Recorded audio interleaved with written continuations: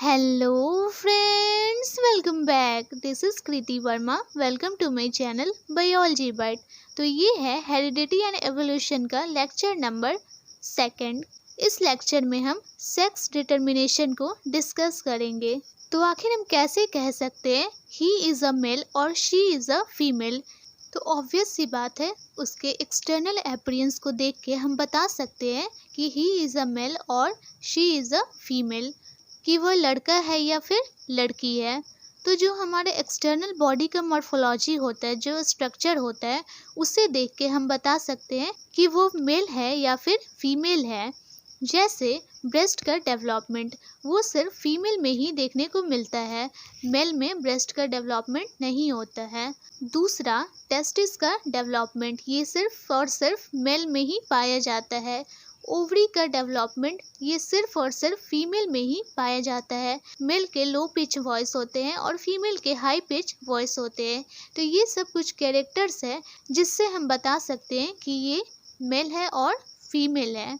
तो ये तो रहा एक्सटर्नल मॉर्फोलॉजी, जो एक्सटर्नल अपीयरेंस होता है उसके बेसिस पे हम बताते हैं।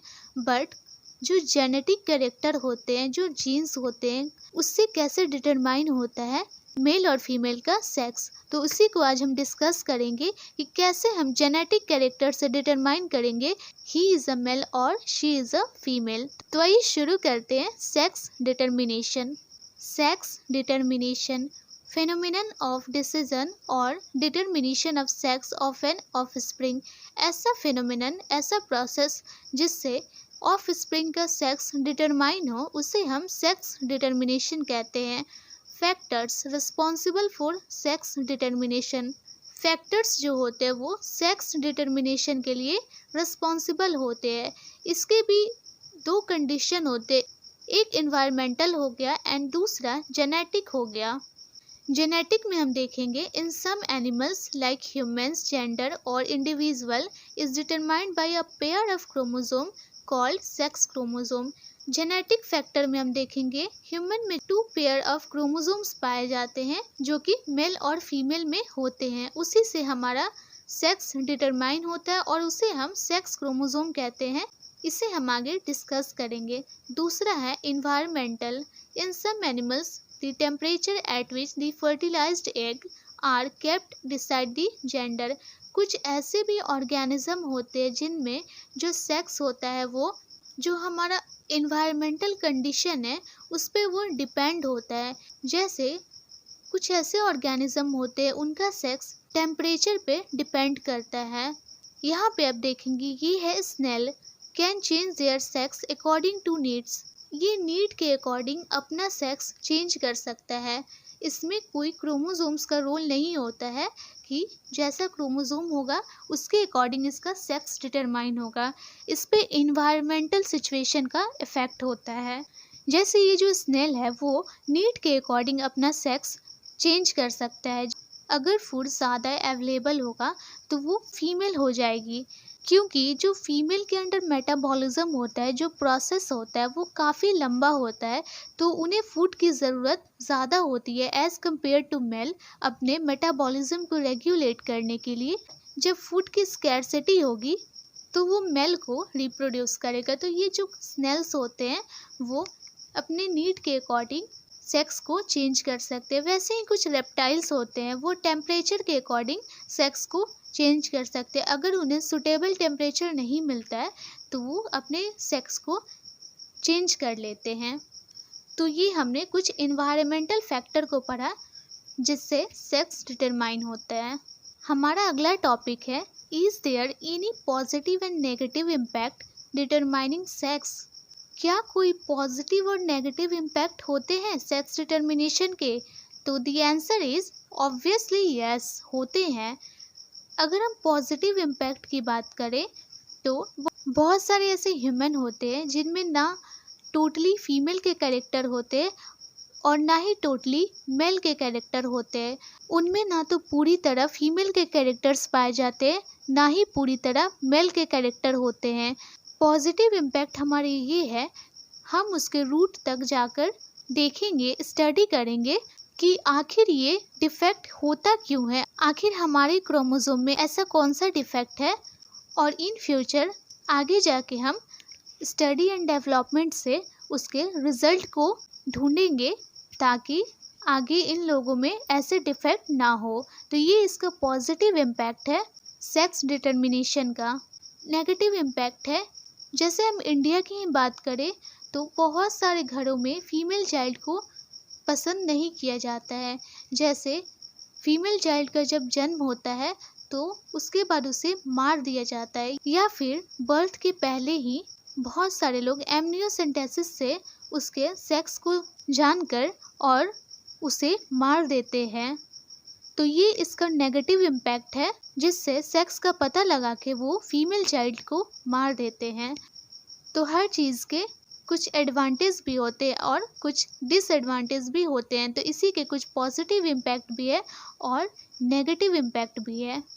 इन्वायरमेंटल फैक्टर को हमने डिस्कस करा, अब हम जेनेटिक फैक्टर को डिस्कस करेंगे। यहाँ आप देखेंगे ह्यूमन में 23 पेयर्स ऑफ क्रोमोसोम्स पाए जाते हैं, जिसमें से 22 पेयर जो होते हैं वो ऑटोसोम्स होते हैं और जो 1 पेयर होते हैं वो सेक्स क्रोमोसोम होते हैं और वही चाइल्ड के सेक्स को डिटरमाइन करते हैं। जो ऑटोसोम्स होते हैं 22 पेयर्स, वो जो हमारा एक्सटर्नल कैरेक्टर होता है जैसे eye colour, skin colour, hair colour etcetera, ये सब को वो कंट्रोल करते हैं। ये सारे सोमेटिक कैरेक्टर्स को वो कंट्रोल करते हैं। बट जो हमारा सेक्स क्रोमोसोम होता है वो हमारे जेनेटिक कैरेक्टर को कंट्रोल करता है, वो हमारे सेक्स को डिटरमाइन करता है। जैसे यहाँ पे आप देखेंगे, यहाँ पे 1 2 3, यहाँ पे जितने भी है 22 पेयर्स, ये ऑटोसोम्स हैं, ये सोमेटिक कैरेक्टर को कंट्रोल करते हैं। और जो यहाँ पे 1 पेयर है इसे हम सेक्स क्रोमोसोम कहते हैं, जो सेक्स को डिटरमाइन करते हैं। सेक्स क्रोमोसोम जो होते हैं वो 1 पेयर होते हैं, जिसमें से एक जो होता है वो एक्स लाइक स्ट्रक्चर होता है जो कि फीमेल्स में पाया जाता है, और दूसरा एक एक्स और दूसरा शॉर्ट होता है, वाई लाइक स्ट्रक्चर होता है जो कि मेल में पाया जाता है। तो फीमेल में एक्स क्रोमोसोम पाए जाते हैं और मेल में एक्स एंड वाई क्रोमोसोम पाए जाते हैं। इसे हम सेक्स क्रोमोसोम्स कहते हैं। यहाँ फिगर में देखेंगे, ये है सेक्स क्रोमोसोम्स। जो एक्स लाइक स्ट्रक्चर है वो फीमेल्स में पाया जाता है और जो वाई लाइक स्ट्रक्चर है वो मेल में पाया जाता है। इसे हम सेक्स क्रोमोसोम्स कहते हैं। यहाँ आप देखेंगे, यहाँ फादर में एक्स एंड वाई क्रोमोसोम्स हैं एंड मदर में एक्स और एक्स क्रोमोसोम्स है। यहाँ फादर यानी कि मेल में एक्स एंड वाई क्रोमोसोम है, एक एक्स है एंड दूसरा वाई है, और यहाँ मदर में फीमेल में एक्स और एक्स है। ये जब आपस में क्रॉस करेंगे, ये एक्स पहला इससे करेगा तो एक्स एंड एक्स होगा, फिर ये एक्स इस वाले एक्स से करेगा तो यहाँ पे एक्स एंड एक्स होगा, फिर ये वाई एक्स के साथ करेगा तो एक्स वाई होगा, फिर ये वाई इस वाले एक्स के साथ करेगा तो ये एक्स एंड वाई होगा। तो जैसा कि मैंने बताया फीमेल्स में एक्स एक्स क्रोमोसोम होते हैं, तो यहाँ पे फीमेल चाइल्ड का डेवलपमेंट होगा। यहाँ पे एक्स एंड वाई क्रोमोसोम है तो यहाँ पे मेल चाइल्ड का डेवलपमेंट होगा। फिर यहाँ पे एक्स एक्स है तो यहाँ फीमेल चाइल्ड का डेवलपमेंट होगा, और यहाँ पे एक्स वाई है तो यहाँ पे मेल चाइल्ड का डेवलपमेंट होगा। यहाँ आप देख रहे हैं फीमेल में तो सिर्फ एक्स एक्स क्रोमोसोम से ही पाए जाते हैं, बट मेल में एक क्रोमोसोम अलग होता है जो कि वाई होता है। इसलिए फीमेल के जो क्रोमोसोम होते हैं उसे हम होमोलोगस क्रोमोसोम कहते हैं। होमोलोगस मतलब सेम होते हैं, दोनों एक्स एक्स होते हैं, और मेल में नॉन होमोलोगस क्रोमोसोम पाए जाते हैं, मतलब एक एक्स होता है और एक वाई होता है। इसीलिए सेक्स के डिटर्मिनेशन के लिए मेल का क्रोमोसोम ही रिस्पॉन्सिबल होता है, क्योंकि फीमेल में तो पहले से ही एक्स एक्स पाए जाते हैं। मेल का ही क्रोमोसोम होता है जो वाई वाला, वही डिटरमाइन करता है सेक्स को। अगर उसका एक्स क्रोमोसोम फीमेल के एक्स के साथ क्रॉस होगा तो फीमेल चाइल्ड का डेवलपमेंट होगा, और अगर वाई एक्स के साथ क्रॉस होगा तो एक्स वाई बनेगा और मेल चाइल्ड का डेवलपमेंट होगा। यहाँ आप देखेंगे, यहाँ पे 50% कैरेक्टर मेल से आते हैं और 50% कैरेक्टर फीमेल से आते हैं और फिर एक चाइल्ड का डेवलपमेंट होता है।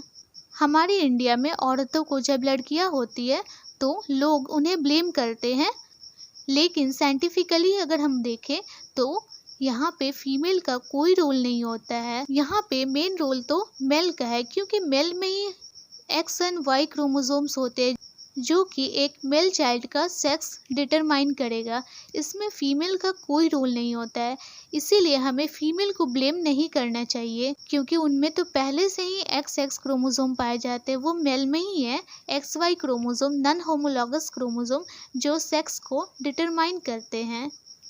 तो आज हमने डिस्कस किया सेक्स डिटर्मिनेशन, कैसे 2 फैक्टर रिस्पॉन्सिबल होते हैं। पहला इन्वायरमेंटल फैक्टर जो अपने नीड के अकॉर्डिंग या फिर टेम्परेचर के अकॉर्डिंग अपने सेक्स को चेंज कर लेते हैं, एंड दूसरा जेनेटिक फैक्टर जिसमें क्रोमोसोम का रोल होता है। मदर से और फादर से डिफरेंट क्रोमोसोम आते हैं और वो क्रॉस करके मेल चाइल्ड और फीमेल चाइल्ड का डेवलपमेंट करते हैं। So this is all about sex determination. और इसी के साथ हमारा 10th का सिलेबस कंप्लीट हुआ। हमने 10th के सारे चैप्टर को डिस्कस कर लिया है। अगर आपको किसी भी चैप्टर में या फिर इस वीडियो में किसी भी टॉपिक में कोई भी डाउट है तो आप मुझे कमेंट सेक्शन में लिखकर भेजें। एंड बोर्ड एग्ज़ाम के लिए एनसीईआरटी बहुत ही ज़्यादा इम्पॉर्टेंट है। एनसीईआरटी को आप एकदम लाइन बाय लाइन रीड करेंगे। आप बस ऐसा समझ लीजिए, जो हमारा एनसीईआरटी होता है वो हमारा ग्रंथ होता है, उसे हमें पढ़ना ही पढ़ना है।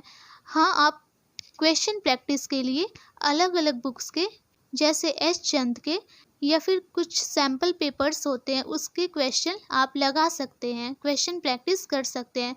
बट कॉन्सेप्ट की बात करें तो उसके लिए आपको एनसीईआरटी ही पढ़ना है। एनसीईआरटी बहुत ही ज़्यादा इम्पॉर्टेंट है बोर्ड एग्ज़ाम के लिए। तो एनसीईआरटी को आप अच्छे से रीड करेंगे, पूरा लाइन बाय लाइन रीड करेंगे, बार बार पढ़ेंगे उसे, और उसमें जितने भी डायग्राम्स दिए हुए हैं वो आप अच्छे से देख लेंगे, क्योंकि डायग्राम बोर्ड एग्ज़ाम के लिए बहुत ही ज़्यादा इम्पॉर्टेंट होता है। तो डायग्राम को आप अच्छे से प्रैक्टिस कर लेंगे और एनसीईआरटी बुक को अच्छे से आप रीड कर लेंगे, ताकि आपके अच्छे से अच्छे मार्क्स आ सके। और इसी के साथ आपका 10th क्लास का सिलेबस कंप्लीट हुआ। Wish you all the very best for your board exam, and don't forget to subscribe my channel. Thank you.